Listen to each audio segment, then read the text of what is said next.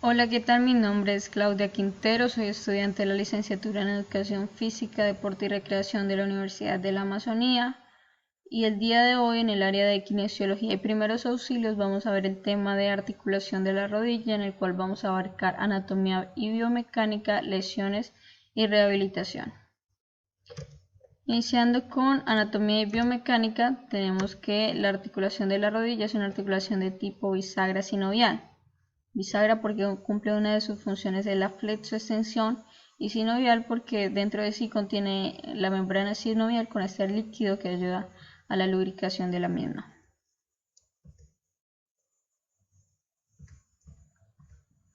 Dentro de los huesos que componen la articulación está el fémur, la rótula y la tibia. A la tibia, esta también se articula con el peroné, sin embargo, esta articulación o este hueso no se le considera que haga parte de la articulación, aunque sí cumple un papel muy importante porque en este se añaden o se adhieren algunos ligamentos y músculos que ayudan al movimiento de esa articulación.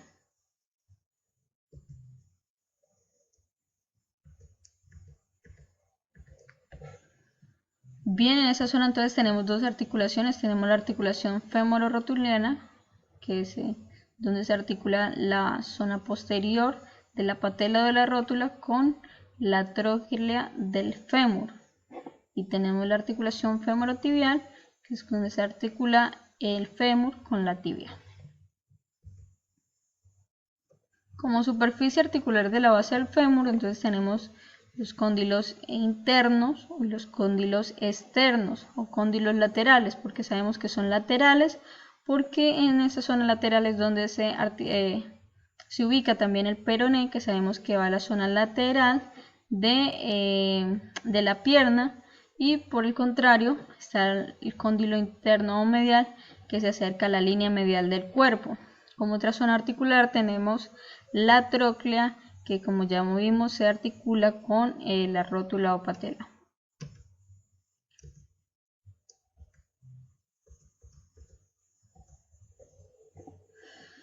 Como superficies articulares de la tibia tenemos en esta base que se le llama plataforma tibial, platillo tibial o meseta tibial.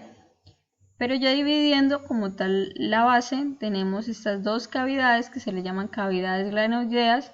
Recordemos que acá se articulan los epicóndilos del fémur y lo que tenemos en la zona medial, la zona intermedia, van a ser las eminencias intercondilias. Entonces decíamos que es una articulación sinovial porque cuenta con una cavidad, una cápsula articular, que dentro de ella van a ir los ligamentos cruzados, muy conocidos, y la membrana sinovial, con el líquido sinovial. Sin embargo, esta membrana sinovial dentro de sí no cuenta con los ligamentos, entonces va a estar aparte de los ligamentos, pero estos ligamentos sí van a ir dentro de la cavidad articular. Hablando ya como tal de los ligamentos, entonces tenemos los ligamentos extracapsulares y los ligamentos intracapsulares. Entonces, esta cápsula articular va a encerrar la articulación de la rodilla tanto de forma anterior, sabemos que esta zona es anterior por esta protuberancia que es la rótula, y sabemos que esta es posterior por los cóndilos que son muy marcados. Entonces iniciamos viendo los ligamentos extracapsulares. Entonces, como primer ligamento tenemos el ligamento patelar, que se extiende desde el vértice de la patela, acá lo vemos, es esta zona que está en verde acá, desde el vértice de la patela hasta la tuberosidad tibial. Y en este ligamento pues tenemos la continuación del tendón del cuádriceps femoral, que se articula pues con las fibras de este músculo cuádriceps. Lateral al ligamento patelar tenemos los retináculos, el retináculo medial y el retináculo patelar lateral, los cuales son formados por extensiones de los músculos vastomedial, que sería este, y el músculo vastolateral. Entonces, retináculo patelar medial y patelar lateral. Seguidamente tenemos el ligamento fibular lateral, acá lo vemos mejor, que se origina en el epicóndilo lateral del fémur y se inserta, como lo decíamos, en la cabeza de la fíbula o del peroné. Entonces ya empezamos a ver una de las funciones de esta zona del peroné, que aunque no hace parte como telar de la articulación, sí cumple un papel importante. Seguimos con el ligamento colateral medial, colateral tibial. Es un ligamento más débil que el colateral lateral. Este se origina en el epicóndilo medial del fémur, pasa por el cóndilo medial de la tibia y se inserta en la superficie proximal medial tibial. Entonces, como decía, es más débil, suele tener más lesiones que el colateral lateral. Junto al colateral medial tenemos dos ligamentos pequeños, el ligamento meniscofemoral medial y el ligamento meniscotibial medial. Tenemos el ligamento popliteo oblicuo, que es una extensión del músculo popliteo, que es un músculo muy importante en esta zona de la rodilla, el cual se va a adherir a la zona del cóndilo del fémur. También tenemos el ligamento popliteo arcuato, que tiene una forma de Y. Este se origina en la cabeza de la fíbula y prácticamente es una extensión del músculo popliteo oblicuo en la zona del cóndilo del fémur, cóndilo lateral del fémur. Los ligamentos intracapsulares, tenemos los ligamentos cruzados, los cuales se cruzan cerca al centro articular de la rodilla. Recordemos que está dentro de la cápsula fibrosa, pero no dentro de la membrana sinovial. Ligamento cruzado anterior, ligamento cruzado posterior. Viendo cada uno, tenemos el ligamento cruzado anterior. Este se origina en el área intercondilia anterior. Esta es una vista anterior, esta es una vista posterior. Entonces, en el área intercondilia anterior de la tibia y asciende de manera posterolateral dentro de la articulación y se va a insertar en la porción posteromedial del cóndilo lateral del fémur. Entonces, este es el cóndilo lateral y esta es la zona medial de este cóndilo lateral. Zona lateral del cóndilo lateral, zona medial del cóndilo lateral. Este es un ligamento que se encuentra bajo tensión cuando la rodilla está extendida, es decir, previene una hiperextensión. En el ligamento cruzado posterior va a ser al contrario, se va a originar en el área intercondilia posterior de la tibia, en esta zona intercondilia posterior, vista anterior, y se va a insertar en esta zona, en la superficie lateral del cóndilo medial del fémur. Ese es el cóndilo medial. Esta sería la zona medial del cóndilo medial y esta es la zona lateral del cóndilo medial del fémur, que es donde se inserta ese ligamento cruzado posterior.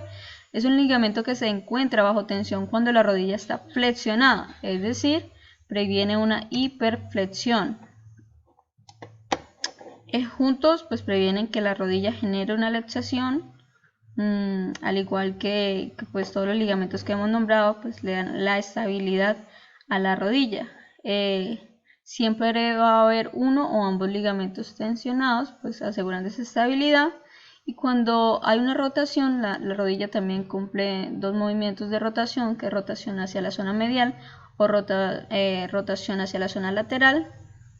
Cuando es hacia la zona medial pues digamos que prácticamente juntos se envuelven dentro de sí, y cuando es rotación hacia la zona lateral o externa se encuentran paralelos. Bien, hablando de los meniscos, tenemos dos meniscos muy importantes, el menisco lateral y el menisco medial, que estos hacen que la zona articular en la base de la tibia sea mucho más amplia para esos cóndilos, asegurando pues una mayor estabilidad. Son cóndilos que el lateral pues en semicírculo es más cerrado que el cóndilo medial, que parece más una C. Los meniscos son más amplios en las zonas laterales que en las zonas mediales. Acá vemos nuevas estructuras como es el ligamento transverso, que ya lo vamos a ver, y el ligamento meniscofemoral posterior.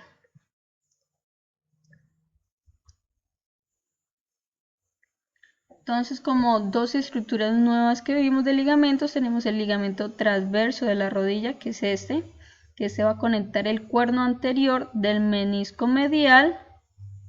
Cuerno anterior es la zona anterior del menisco con la zona anterior o el cuerno anterior del menisco lateral y los va a mantener en su lugar durante la extensión. La siguiente estructura es el ligamento meniscofemoral posterior, que va a conectar el cuerno posterior, o sea la zona anterior del menisco lateral hacia la zona lateral del cóndilo medial del fémur. Entonces, esta es una vista posterior de la articulación. Este es cóndilo lateral, cóndilo medial. Entonces, repetimos, conecta el cuerno posterior del menisco lateral con la zona lateral del cóndilo medial del fémur. Bien, siguiendo con los músculos, los vamos a dividir en músculos extensores, músculos flexores, músculos rotadores, rotadores hacia el medial y rotadores hacia el lateral. Entonces, dentro de los músculos extensores tenemos el músculo principal, que es el cuádriceps femoral, que se tiene 4 cabezas, o sea, se divide en 4. Tenemos el recto femoral, todos ubicados en la parte anterior del muslo, el recto femoral, el vasto medial, el vasto lateral y el vasto intermedio, que se encuentra por debajo del recto femoral. Entonces, el recto femoral, vasto intermedio, vasto lateral y vasto medial. Viendo cada uno, iniciamos con el recto femoral. Este se origina en la espina ilíaca anteroinferior y un surco superior al acetábulo y se inserta, como todos sabemos, en el tendón común del cuádriceps. El vasto medial se origina en la línea intertrocantérica, estaba más arriba, línea intertrocantérica y labio medial de la línea áspera, insertándose en el tendón común del cuádriceps, inervados por el nervio femoral. El músculo vastolateral se origina en el trocante mayor y cara lateral superior de la línea áspera y se inserta igualmente en el tendón común del cuádriceps. El músculo vasto intermedio se origina 2/3 superiores de las caras anterior y lateral del fémur y se inserta en el tendón común del cuádriceps.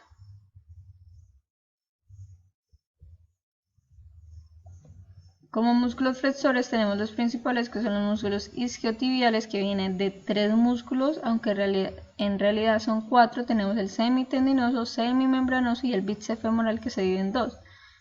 Bíceps femoral cabeza corta y bíceps femoral cabeza larga. Además tenemos los flexores débiles, que es el músculo grácil, músculo sartorio, músculo gastrocnemio, que son los mismos músculos gemelos, y el músculo popliteo. Entonces, dentro de los isquiotibiales tenemos el músculo semitendinoso, que se origina en la tuberosidad isquiática y se inserta en la cara medial de la diáfisis superior de la tibia, en esta zona, mediante un tendón común de la pata de ganso. Este tendón común une 3 músculos, que uno de estos es el semitendinoso, pero también une el músculo sartorio y el músculo grácil. Ya esos son irrigados por el nervio tibial. Músculo semimembranoso se origina en la tuberosidad isquiática y se inserta en la cara posterior del cóndilo medial de la tibia.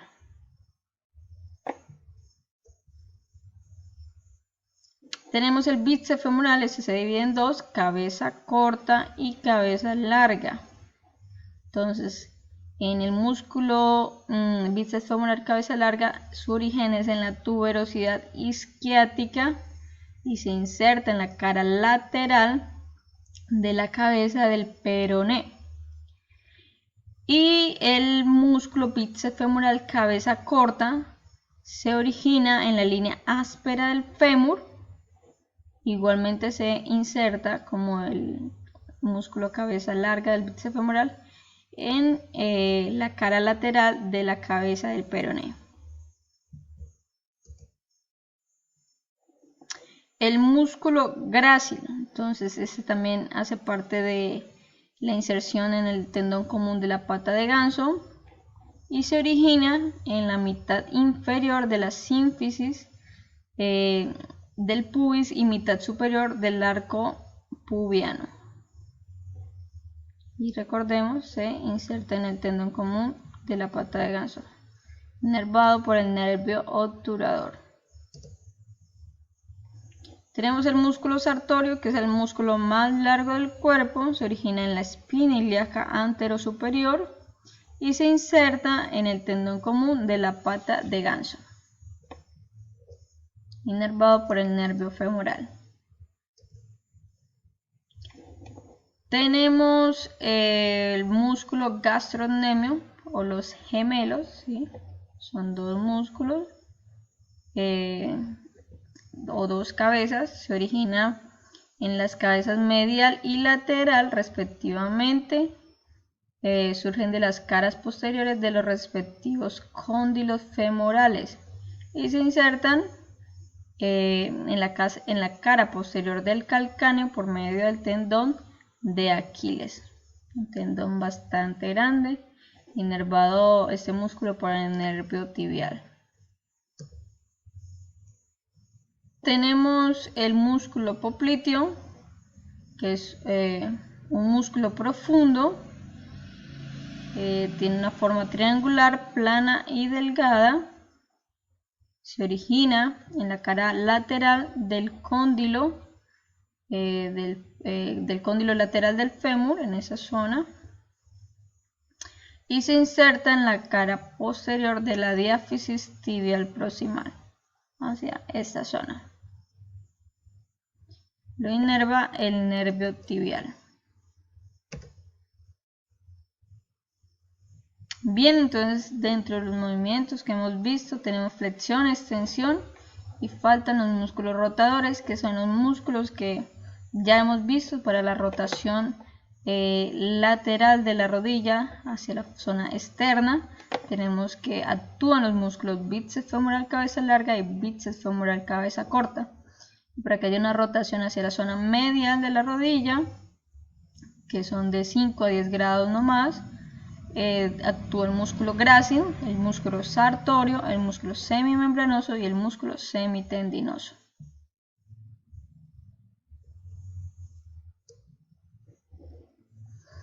Bien, además de lo que hemos visto, hay algunas estructuras que rodean la articulación de la rodilla. Dentro de estas tenemos los cuerpos adiposos, que sirven como reservorio de células para reparación de tendones y ligamentos, y contiene células relacionadas a la respuesta inflamatoria. Entonces hay dos muy marcados, que es el cuerpo adiposo infrapatelar. Estos se ubican pues dependiendo del lugar, el nombre o el lugar cerca donde estén. Entonces este que está debajo de la patela pues se va a llamar infrapatelar. Este que está por encima se va a llamar cuerpo adiposo suprapatelar. De igual manera tenemos las bursas, que en la articulación de la rodilla hay al menos 12 bursas. Estas bursas son bolsas llenas de líquido sinovial que rodea una articulación para crear amortiguación. Entonces, para que no se generen lesiones debido a la gran cantidad de movimiento que se genera, entonces entre hueso y piel o entre tendón y hueso, ¿sí? Entonces se crean estas bursas. Tenemos algunas como son la bursa suprapatelar, está acá, la bursa profunda infrapatelar, y así como hay profunda, también tenemos una bursa subcutánea o superficial. Tenemos la bursa subcutánea prepatelar por encima de la patela, y tenemos la bursa medial subtendinosa del gastrocnemio en esta zona. Y así como hay bursa medial, pues hay una bursa lateral. Como les decía, son 12 bursas. Acá acabamos nomás de ver 6 bursas, pero pues alrededor de toda la articulación vamos a encontrar estas bolsas llenas de líquido sinovial. Dentro del movimiento de esta articulación vamos a encontrar que no solamente es deslizamiento o solamente es rodadura, porque anatómicamente no se podría dar. Entonces lo que nos dice es que va a utilizar tanto rodamiento o la rodadura y el deslizamiento. Entonces la articulación va a rodar en los primeros 20 grados de la flexión y después se va a realizar un deslizamiento, que al devolverse al hacer una extensión se va a deslizar primero. Al llegar a los 20 grados va a realizar la rodadura. Esto dependiendo si es cadena cinemática abierta o cadena cinemática cerrada, que esto es dependiendo si se flexiona la tibia hacia el peroné o el peroné hacia la tibia.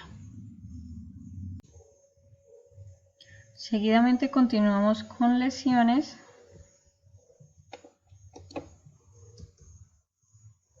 Lesiones que se pueden presentar en cualquiera de las estructuras que hemos visto.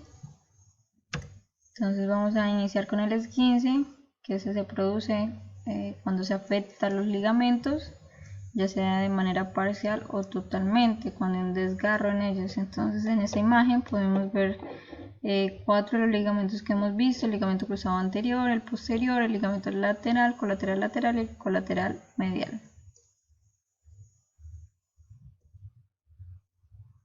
La clasificación de los esguinces pues está de acuerdo al daño que se le haya generado en la lesión. En el grado 1 pues hay un desgarro de unas pocas fibras del ligamento. En el grado 2 hay un daño de 1 o 2 tercios de las fibras del ligamento. Y en el grado 3 tenemos una ruptura total del ligamento.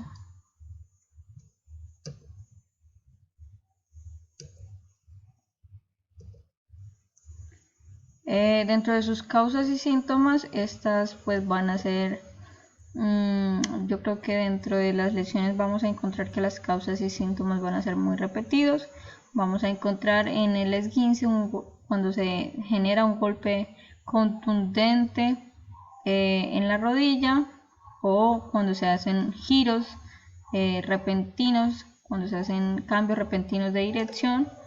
Es muy común en deportistas donde deben hacer estos cambios repentinos, como son en futbolistas o en tenistas.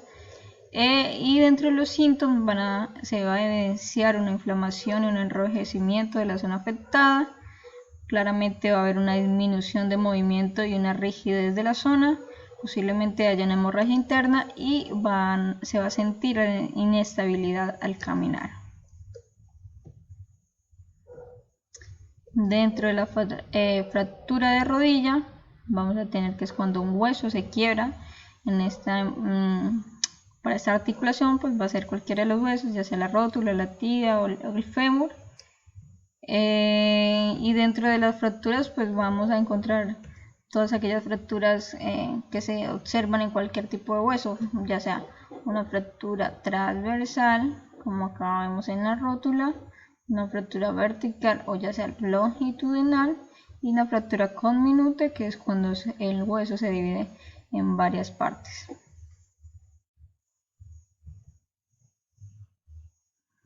Causas: golpes directos en la rodilla, caídas directamente sobre las rodillas, accidentes automovilísticos y deportes y actividades de alto impacto. Esas fracturas se pueden generar de forma directa, cuando el golpe se produce directamente en la cara anterior de la articulación, o de forma indirecta, que son llamadas fracturas del estrés. Es cuando se hace un movimiento muy repetitivo, una actividad muy repetitiva, y el desgaste de esto va a producir que se genere la lesión. Síntomas: claramente un dolor y sensibilidad en la articulación, inflamación e impotencia funcional, amplitud de movimiento limitada y una posible deformidad evidente en la rodilla. Seguimos con los meniscos. Estos pueden tener desgarros que se pueden desgarrar por un traumatismo agudo o como resultado de cambios degenerativos que ya ocurren con el tiempo, con el desgaste. Entonces, dentro de los desgarros, pues vamos a encontrar, este sería un menisco normal, vamos a encontrar desgarros longitudinales, ese se llama cuando está en el centro y en la zona de dentro del menisco, un mango de Walde, desgarro por colgajo, que hay una zona que se desprende, un desgarro transversal, atraviesa el menisco, y desgarro cuerno roto, que ya puede ser en la zona, en el cuerno anterior o en el cuerno posterior. Sus causas. Estas pueden ocurrir por contacto, ya cuando hay una lesión de ligamentos, y al haber de pronto un desgarro de ligamentos también se va a llevar el menisco, porque estos pues van muy juntos, van prácticamente adheridos. Entonces pues también hay un desgarro de menisco, o sin contacto, que es al hacer un mal giro o por desgaste, pues va a tener este desgarro degenerativo. Sus síntomas: igualmente dolor, inflamación, rigidez, posiblemente un bloqueo de la rodilla, la sensación de que la rodilla se desprende, y la incapacidad para mover la articulación.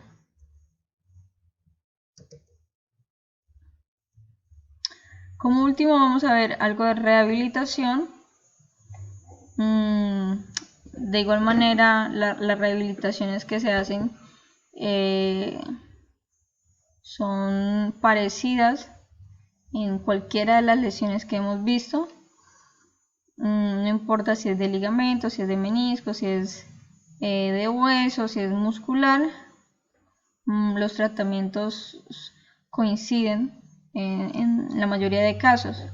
Por ejemplo, cuando son lesiones musculares o tendinosas, dentro del tratamiento convencional vamos a tener la láser terapia, que es la utilización de láser para aliviar el dolor, la inflamación. Igualmente la magnetoterapia o la terapia manual. En el tratamiento avanzado tenemos Intiva, que son ondas de baja frecuencia, y el EPI, que son electrólisis percutánea intratisular.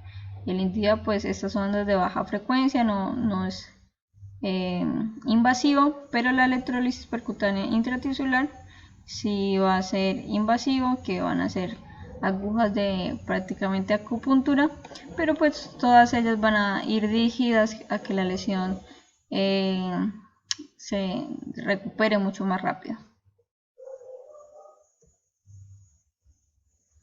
En las lesiones ligamentosas, pues igualmente vamos a utilizar la láser terapia, magnetoterapia, terapia manual, el EPI, y que ya hablamos que es electrólisis percutánea intratisular, la neuromodulación percutánea, que también es una terapia, un tratamiento invasivo, y el Indiva, que ya hablamos que no es invasivo. Aquí encontramos la electrólisis percutánea intratisular y la neuromodulación percutánea.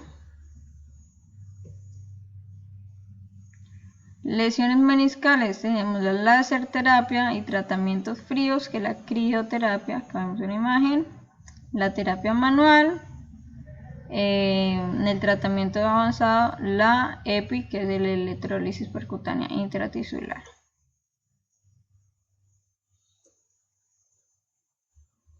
En cuanto a fracturas, tenemos, en cuanto a tratamientos convencionales, igualmente láser terapia, magnetoterapia, estas dos, láser terapia, magnetoterapia, y esta imagen que es sobre Indiva, que son ondas electromagnéticas. Igualmente la neuromodulación percutánea. Además de estos tratamientos, también debemos recordar que una vez se logre disminuir el dolor y la inflamación, debemos manejar ciertos grados de movilidad articular para que la persona pues vaya avanzando a medida que pues ella se sienta cómoda, la persona se sienta cómoda. Se deben realizar estos movimientos isométricos, y bueno, todo en pro de la recuperación de estas lesiones. Eso es todo, y muchas gracias por la atención prestada.